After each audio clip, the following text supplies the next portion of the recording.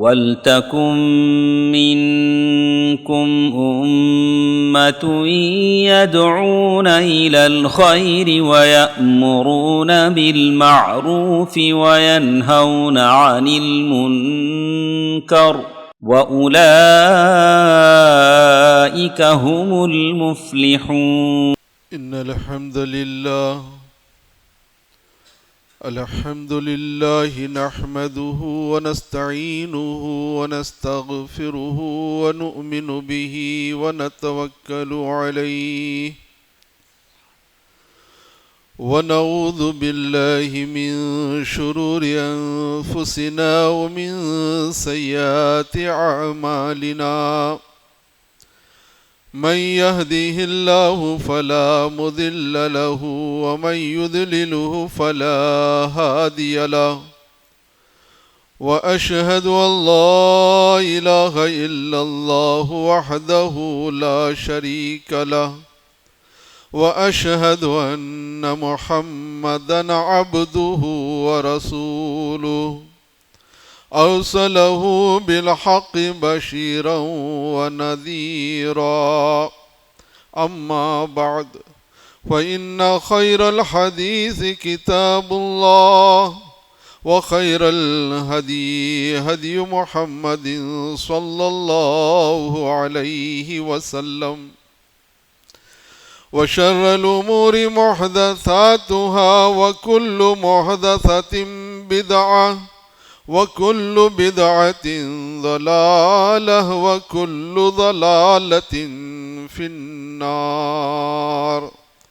أعوذ بالله السميع العليم من الشيطان الرجيم. بسم الله الرحمن الرحيم.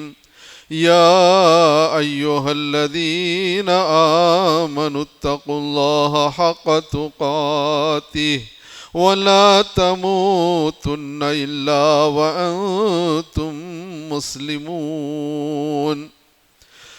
يا أيها الناس اتقوا ربكم الذي خلقكم من نفس واحدة وخلق منها زوجها وبث منهما رجالا كثيرا ونساء واتقوا الله الذي تساءلون به والأرحام إن الله كان عليكم رقيبا. يا أيها الذين آمنوا اتقوا الله وقولوا قولا سديدا يصلح لكم أعمالكم ويغفر لكم ذنوبكم ومن يطع الله ورسوله فقد فاز فوزا عظيما. وقال الله تعالى فإذا دخلتم بيوتا فسلموا على أنفسكم تحية من عند الله مباركة طيبة. رب اشرح لي صدري ويسر لي أمري واحلل عقدة من لساني يفقهوا قولي. ربي زدني علما. புகழனைத்தும் அல்லாஹ் ஒருவனுக்கே உரியதாகும். ஸலாத்தும் சலாமும் சாந்தியும் சமாதானமும் அருளும் பர்க்கத்தும் உண்டாகட்டுமாக இறுதி தூதர் முஹம்மது ஸல்லல்லாஹு அலைஹி வஸல்லம் அவர்கள் மீதும் அவர்களுடைய சந்ததிகள் மீதும் உத்தம சஹாபாக்கள் சஹாபியாக்கள் மீதும் உலகத்தில் வாழ்ந்து கொண்டிருக்கின்ற அனைத்து இஸ்லாமியர்கள் மீதும் உண்டாகட்டுமாக. அன்பார்ந்த சகோதரர்களே, சகோதரிகளே, தாய்மார்களே, இதற்கு முன் நான் கூறிய உரை அதனுடைய தொடர்ச்சியாக இந்த உரையும் இருக்கின்றது. முஸ்லிம்களின் இல்லத்தில் எப்படி அல்லாஹுடைய அருள் இறங்கும், நம்முடைய இல்லம் எப்படி இருக்க வேண்டும், அதற்கான சில விஷயங்கள் கூற நான் விரும்புகின்றேன். அல்லாஹ்வின் நல்லடியார்களே, நாம் வசிக்கின்ற இந்த இல்லத்தை அல்லாஹ் தபாரக் வ தஆலா அமைதியாக வாழக்கூடிய மக்கள் அமைதி பெற வேண்டும், நிம்மதி பெற வேண்டும், சுகூனாக இருக்க வேண்டும் என்பதற்காகத்தான் இல்லத்தை படைத்திருக்கின்றான். அதற்காகத்தான் நாம் எல்லோரும் இல்லத்தை உருவாக்குகின்றோம். அந்த இல்லத்தில்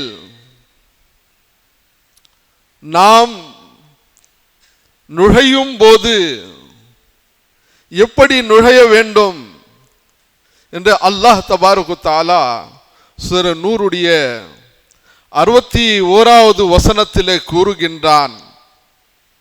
ஃபைதா தகல்தும் புயூதன் ஃபஸல்லிமு அலா அன்ஃபுசிக்கும் தஹிய்யத்தம் மின் இன்தில்லாஹி முபாரக்கத்தன் தய்யிபா.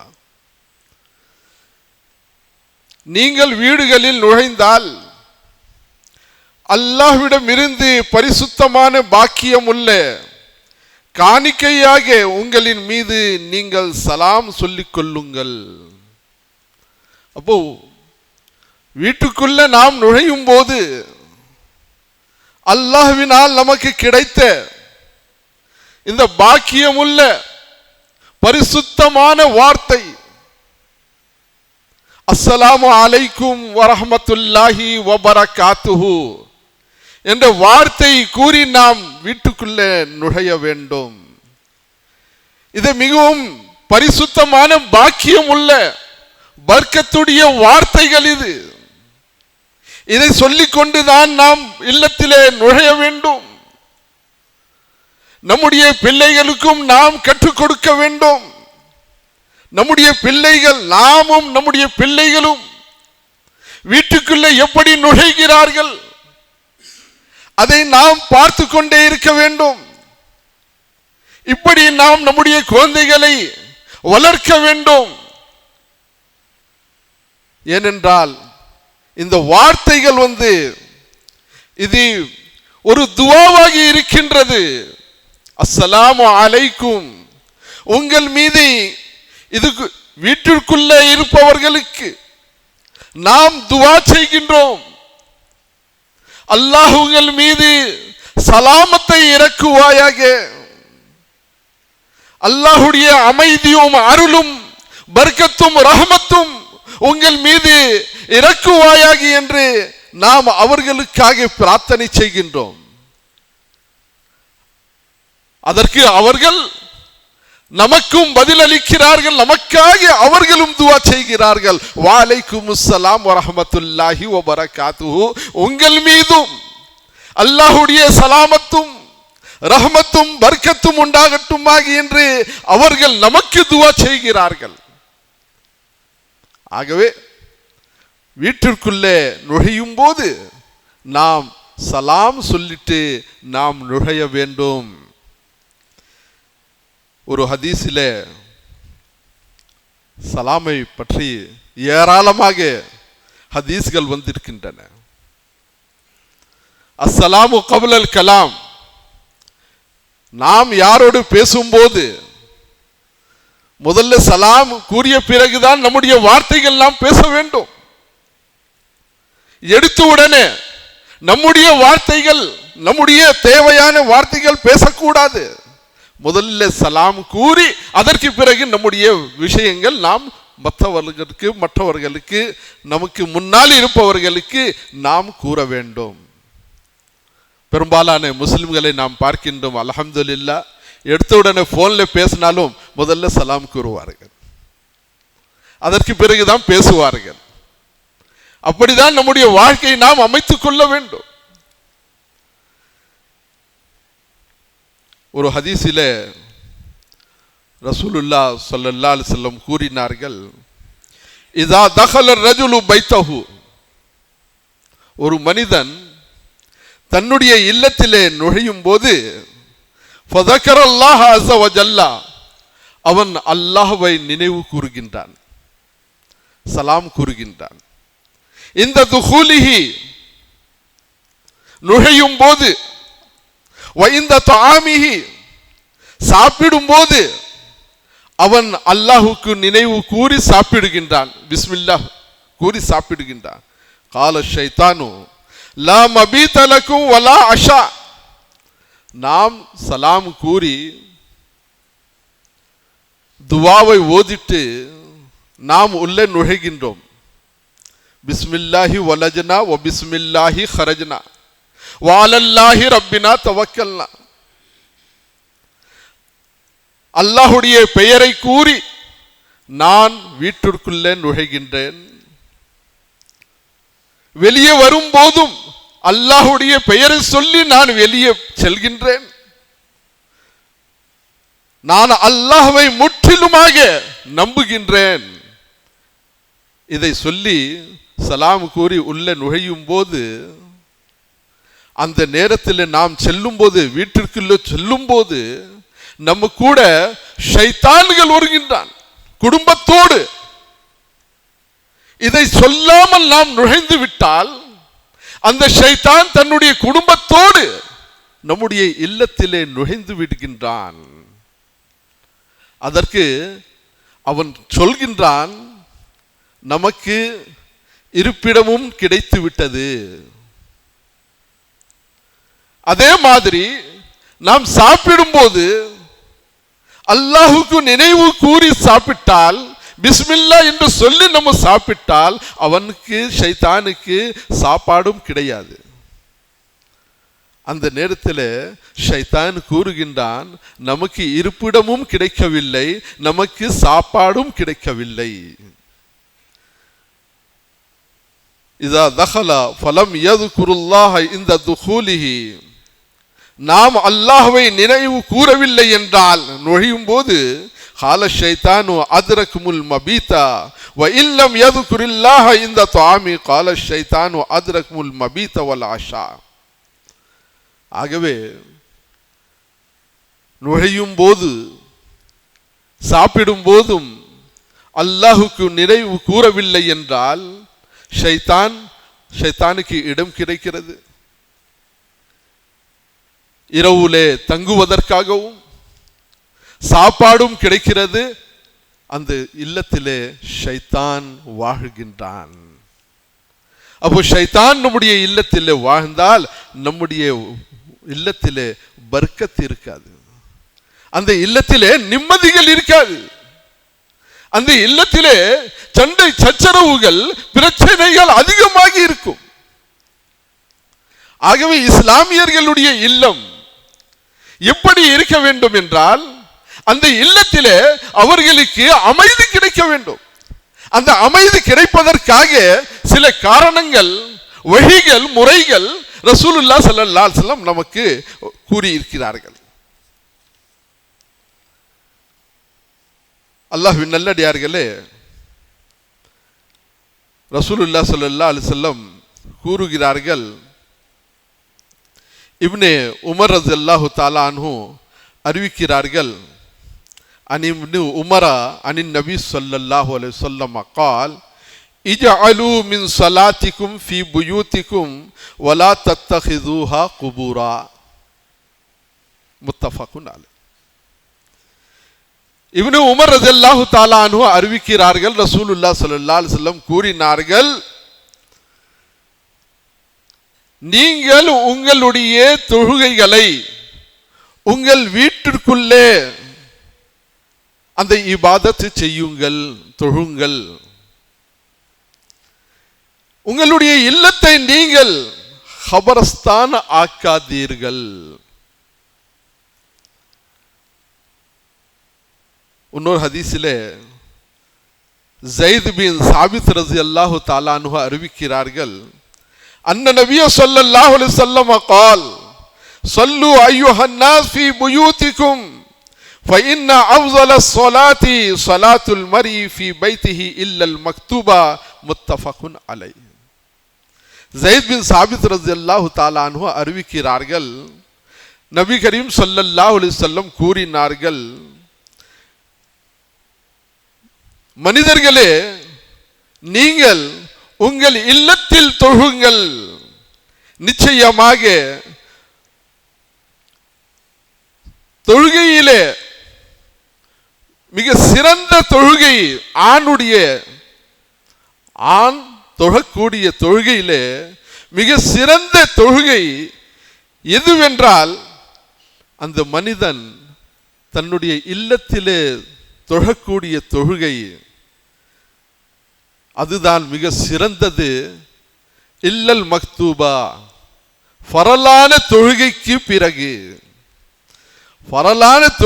பிறகு ஆண்கள் தொழக்கூடிய தொழுகை எங்கே தொழ வேண்டும் என்றால் இல்லத்திலே தொழ வேண்டும். அது மிக சிறந்தது என்று சொன்னார்கள். ஃபரலான கட்டாயமான தொழுகை ஜமாத்தோடு, ஆண்கள் ஜமாத்தோடு பள்ளி வாசலிலே தொழ வேண்டும். மற்ற தொழுகைகள் அனைத்தும் சுன்னத்தான தொழுகை, நஃபிலான தொழுகை, தஹஜ்ஜுதான தொழுகை, அனைத்து தொழுகையும் எங்கே தொழுதால் சிறந்தது என்றால் நம்முடைய இல்லத்திலே நாம் தொழ வேண்டும். ஃபரதான தொழுகைக்கு நாம் பள்ளி வாசலுக்கு வர வேண்டும். ஃபரதான தொழுகை எந்த காரணம் இல்லாமல் நாம் நம்முடைய இல்லத்திலே தொழக்கூடாது. ஜமாத்தோடு தான் தொழணும், அனைவரும் சேர்ந்து தொழணும். அதற்காக தான் பள்ளிவாசல் கட்டப்படுகிறது. ஆனால் மற்ற தொழுகைகள் அனைத்தும் சிறந்தது என்றால் தன்னுடைய இல்லத்திலே நாம் தொழ வேண்டும். நம்முடைய இல்லத்தை நீங்கள் கபரஸ்தான் ஆக்காதீர்கள் என்று ரசூலுல்லாஹ் ஸல்லல்லாஹு அலைஹி வஸல்லம் கூறுகிறார்கள். ஏனென்றால் கபரஸ்தானிலே தொழுகை கிடையாது. இதை நாம் கடைபிடிக்க வேண்டும், முயற்சி செய்ய வேண்டும். நாம் நேரா வீட்டிலிருந்து பள்ளிக்கு வாசலுக்கு வருகிறோம் என்றால் நாம் சுன்னத் பள்ளி வீட்டிலே தொழுதுட்டு வரணும். நேரா ஃபரது தொழுதுட்டு நேரா வீட்டுக்கு செல்கின்றோம் என்றால் நாம் அந்த சுன்னத்தான தொழுகை வீட்டிலே போய் தொழுவதற்கு நாம் முயற்சி செய்ய வேண்டும்.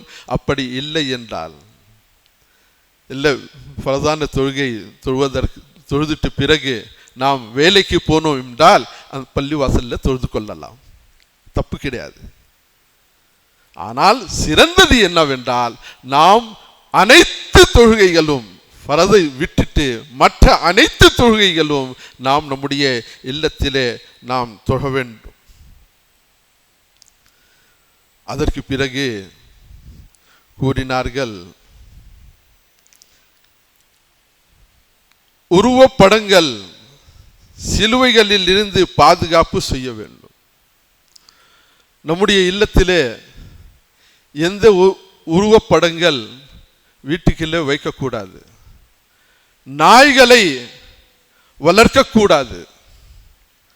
எந்த வீட்டிலே நாய் இருக்கிறதோ, எந்த வீட்டிலே உருவப்படங்கள் தொங்கிக் கொண்டு இருக்கிறதோ அந்த இல்லத்திலே மலக்குமார்கள் நுழைவதில்லை என்று ரசூலுல்லாஹ் ஸல்லல்லாஹு அலைஹி வஸல்லம் கூறினார்கள். அன்னஹு சமிய இப்னு அப்பாஸ் யகூல் சமிஅது அபா தல்ஹா யகூல் சமிஅது ரசூலுல்லாஹி ஸல்லல்லாஹு அலைஹி வஸல்லம் யகூல் லா தத்குலுல் மலாயிகத்து பைத்தன் ஃபீஹி கல்புன் வலா சூரத தமாசீலா قال அபூ ஈசா ஹாஸா ஹதீஸுன் ஹஸனுன் ஸஹீஹுன். ரசூலுல்லாஹ் ஸல்லல்லாஹு அலைஹி வஸல்லமிடம் நான் கேட்டேன் என்று அபூ தல்ஹா ரலியல்லாஹு தஆலா அன்ஹு கூறுகிறார்கள். ரசூலுல்லாஹ் ஸல்லல்லாஹு அலைஹி வஸல்லம் கூறினார்கள், எந்த வீட்டிலே நாய்களும் உருவ படங்களும் இருக்கின்றதோ அந்த இல்லத்திலே மலக்குமார்கள் நுழைவதில்லை. ஆகவே அதிகமாக நாம் படங்கள் எடுக்கக்கூடாது. தேவையில்லாம நாம் போட்டோக்கள் எடுத்துக்கொண்டே இருக்கின்றோம். அதற்காக இஸ்லாமியர்களும் ஏராளமான பணங்கள் செலவழிக்கிறார்கள். கல்யாணம் ஆனால் படங்கள் எடுக்கணும், வீடியோ எடுக்கணும், விதவிதமான படங்கள் எடுக்கணும், போட்டோக்கள் எடுக்கணும். ஆண்களும் பெண்களும் சேர்ந்து அல்லாஹ் காப்பாற்றணும். நாளைக்கு கியாமத் நாள் மிக மோசமான வேதனை கொடுக்கப்படுபவர்கள் யார் என்றால் அல் முஸவ்விரூன், படங்கள் எடுப்பவர்கள். அவர்களுக்கு மிக வேதனையான தண்டனை அல்லாஹ் தஆலா வழங்குவான்.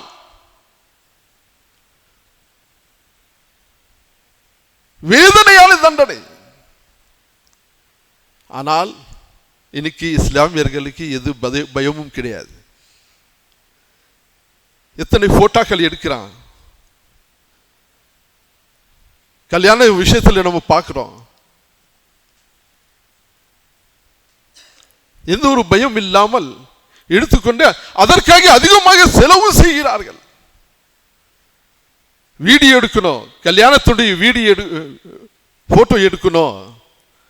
எத்தனையோ போட்டோக்கள், தேவையில்லாத போட்டோக்கள். இன்னைக்கு இந்த போன் வந்த பிறகு அல்லாஹ் காப்பாற்றணும். நாம் எது செஞ்சாலும் அதுக்கு ஒரு போட்டோ.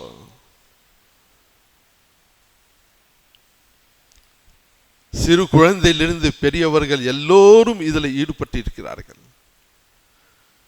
இதை நாம் அல்லாஹுக்கு பயந்து நாம் வாழ வேண்டும். அல்லாஹ்வின் நல்லடியார்களே,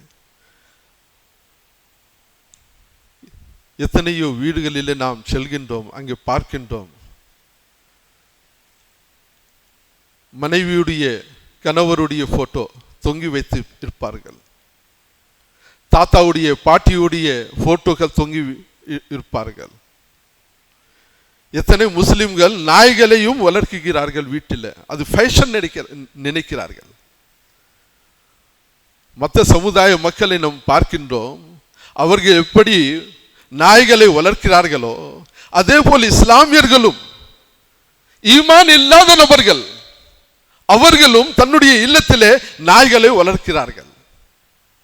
அந்த இல்லத்திலே ஷைத்தான் மலக்குமார்கள் நுழைவதில்லை, ஷைத்தான் நுழைகின்றான். இதிலிருந்து நாம் பாதுகாப்பாக இருக்க வேண்டும். அதே போல் இல்லத்திலே சிறு குழந்தைகள் இருப்பார்கள். அவர்களுக்கு சீக்கிரமாக கந்திஷ்டி ஏற்படும். அதற்கு ரசூலுல்லாஹ் ஸல்லல்லாஹு அலைஹி வஸல்லம் கூறுகிறார்கள். அன ஆயிஷா ரலியல்லாஹு தஆலா அன்ஹா அன்ன நபிய ஸல்லல்லாஹு அலைஹி வஸல்லம் قال استعيذوا بالله من العين فإن العين حق رواه ابن மாஜா.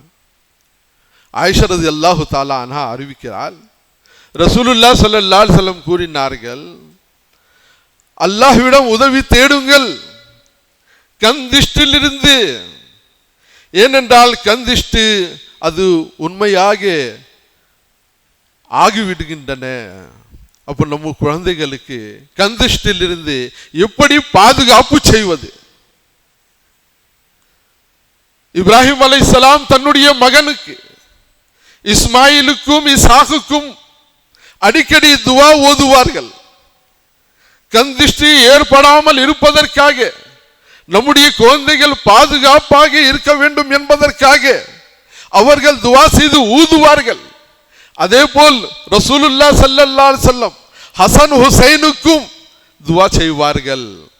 ஆகவே கந்திஷ்டிலிருந்து நாம் பாதுகாப்பாக இருக்க வேண்டும் என்றால் அதற்காக முஅவ்வஸதைன்,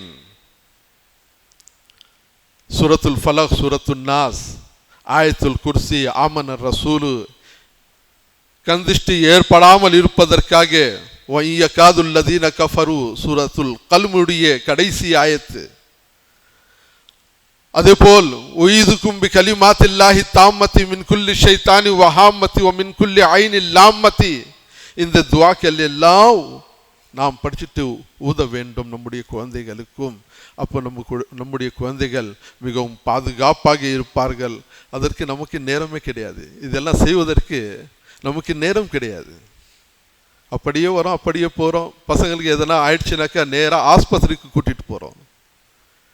நைட்டில் தூங்கவில்லை என்றால் நேராக ஆஸ்பத்திரிக்கு கூட்டிகிட்டு போகிறோம். ஒரு ஹதீஸில் ரசூலுல்லாஹ் ஸல்லல்லாஹு அலைஹி வஸல்லம் கூறினார்கள், இல்லத்திலே நாம் என்ன செய்ய வேண்டும். சமிய ஜாபிர் பின் அப்துல்லா ரஸியல்லாஹு தஆலா அன்ஹுமா قال رسول الله صلى الله عليه وسلم اذا كان جنح الليل او امسيتم فكفوا صبيانكم. ஜாபிர் பின் அப்துல்லா ரஸியல்லாஹு தஆலா அன்ஹு கேட்டார்கள், ரசூலுல்லாஹ் ஸல்லல்லாஹு அலைஹி வஸல்லம் கூறினார்கள், இதா கான ஜுனுஹுல் லைலி, இரவு நேரம் வந்து விட்டால், சூரியன் மறையும் நேரத்திலே, ஃபகுஃபு சிபியானக்கும், உங்களுடைய குழந்தைகளை நீங்கள் உங்கள் இல்லத்திலே வைத்துக் கொள்ளுங்கள், பிடித்து வைத்துக் கொள்ளுங்கள். ஃபஇன்ன ஷைத்தான தன்தஷிரு ஹீனைதீன், அந்த நேரத்திலே ஷைத்தான் பூமியிலே பரவுகின்றது. ஃபைதா ذهب ساعة من الليل فخلوهم, அந்த நேரம் போய்விட்டால், இருட்டு ஆகிவிட்டால், அந்த நேரத்திலே நாம் நம்முடைய குழந்தைகளை விட்டு விடலாம். வஅக்லிகுல் அப்வாப, கதவுகளை நீங்கள் மூடிக்கொள்ளுங்கள். வஸ்குருஸ்மல்லாஹ், அல்லாஹ்வுடைய பெயர் சொல்லி, அல்லாஹ்வை பிஸ்மில்லா என்று சொல்லி தூங்கும் போது, நாம் கதவை மூடும்போது பிஸ்மில்லா என்று சொல்லி மூட வேண்டும். ஏனென்றால் ஃபஇன்ன ஷைத்தான லா யஃப்தஹு பாபன் முக்லகன், அந்த பிஸ்மில்லா சொல்லிட்டு மூடப்பட்ட அந்த கதவுகளை ஷைத்தானால் திறக்க முடியாது. அப்போ ஷைத்தானுடைய தீங்கிலிருந்து நம்முடைய இல்லம் பாதுகாப்பாக இருக்க வேண்டும் என்றால், தூங்கும் நேரத்திலே கதவுகளை மூடும் போது பிஸ்மில்லா என்று சொல்லிட்டு நாம் அந்த கதவுகளை மூட வேண்டும். அதே போல் ரசூலுல்லாஹ் ஸல்லல்லாஹு அலைஹி வஸல்லம் கூறினார்கள், இரவு நேரத்தில் தூங்கும் நேரத்தில் நாம் எந்த பானையில் தண்ணீரை வைத்திருக்கின்றோமோ, உபயோகக்கூடிய அந்த தண்ணீர், அந்த பானத்தை மூட வேண்டும், திறந்து வைக்கக்கூடாது. பாத்திரங்கள் எதிலே சாப்பாடு, எதிலே பல சாப்பிடுகின்ற பொருட்கள் இருக்கின்றதோ, சாம்பார் இருக்கும், சாப்பாடு இருக்கலாம், அதையெல்லாம் மூடி வைத்து கொள்ள வேண்டும், மூட வேண்டும் என்று சொன்னார்கள். ஏனென்றால் இரவு நேரத்திலே வானத்திலிருந்து தீங்குகள் இறங்குகின்றன. அதனால் உங்களுக்கு பாதிப்புகள் ஏற்படும். குறிப்பாக பெண்கள் இந்த விஷயத்திலே மிகவும் கவனமாக இருக்க வேண்டும். பழைய நேரத்தில் நம்ம பார்த்திருக்கின்றோம், பால் இருக்கிற அந்த இதுல பள்ளிகள் விழுந்திருக்கும். அந்த பால் பசங்களுக்கு கொடுத்த பிறகு பசங்கள் இறந்து விட்டிருக்கிறார்கள், மௌத்தாகி விட்டிருக்கிறார்கள். இதில் மிகவும் கவனமாக இருக்க வேண்டும். தூங்குவதற்கு முன்னால் கிச்சனுக்கு சென்று இதையெல்லாம் மூடி இருக்கிறதா என்று பார்க்க வேண்டும்.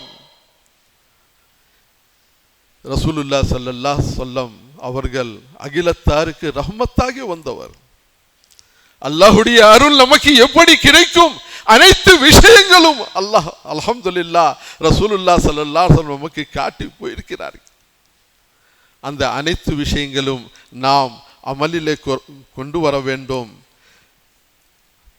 அதேபோல் அல்லாஹ்வின் நல்லடியார்களே, நாம் அல்லாஹ்வுடைய கலாம் அதிகமாக கேட்க வேண்டும்.